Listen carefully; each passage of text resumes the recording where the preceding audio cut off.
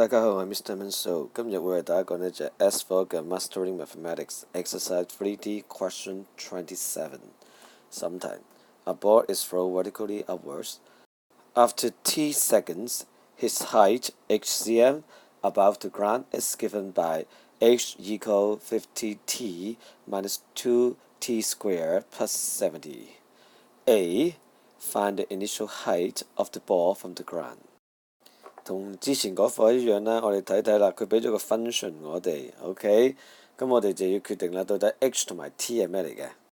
咁 h 咧就係一件物件咧拋離地嗰個高度嚟嘅，咁 t 咧就會係時間啦，好唔 OK？咁我問一開始嘅時候個高度係幾多？一開始時間咪0咯。原來喺一開始 t 等於0，時間等於0嗰刻咧，呢個物件已經係 above the ground 離地70 cm 㗎啦。睇埋 B 啦 ，When will the ball reach his maximum height？ 咁我哋一睇呢個 function，quadratic function 呢，咁由於佢呢個 A 數字呢就會係負5啦，咁所以我哋就話呢成個 function graph 呢就係 open downward 嘅，咁所以呢佢呢就有粒 vertex 就會係 maximum 嚟啦，咁我哋即係要揾 vertex 咯。要揾 vertex 呢，我哋要用method of computing square 啦，咁頭兩項呢，一個 t 二項同埋 t 項呢就有用嘅。OK， 咁個70咧就唔鬼理佢啦，就抌落後邊先嚇。咁我哋咧就抽咗負5啦，就得翻 t2 減 10t 嘅。咁我哋咧就會夾硬加咗個5嘅2次嘅。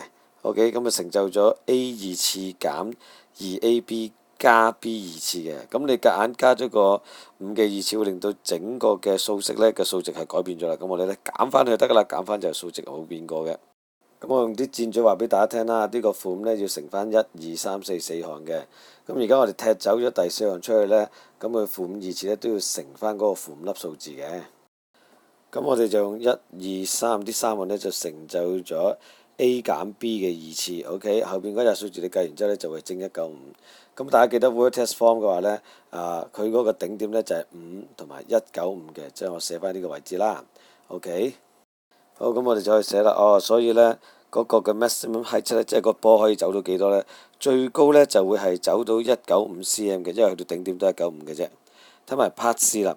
Can the ball reach a height which is 130 cm above his initial height? Explain your answer。畫張幅圖解釋下 C 嗰個場景啦。其實我哋 A 嗰陣時候呢，就已經計到呢，啱啱一開始 t 等於0嘅時候呢，嗰個波呢就有70 cm 嘅高度嘅。OK， 咁佢個 maximum height 咧就係當個 t 等於5嘅時候 ，OK， 而佢嗰個 maximum height 咧個波咧就會離地就會係195 cm 嘅 ，OK， 但係而家佢就問啦，嗰個波係咪能夠咧係130 cm above his initial height 即係話喺70樓去到 maximum height 嘅時候咧，佢即係去到195樓啫，其實相差咧125 cm 嘅，而少於130 cm 嘅 ，OK。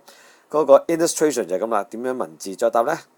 你只需要話俾人聽個 maximum height 減翻嘅 initial height 咧係125，少過130 cm 咁就得㗎啦。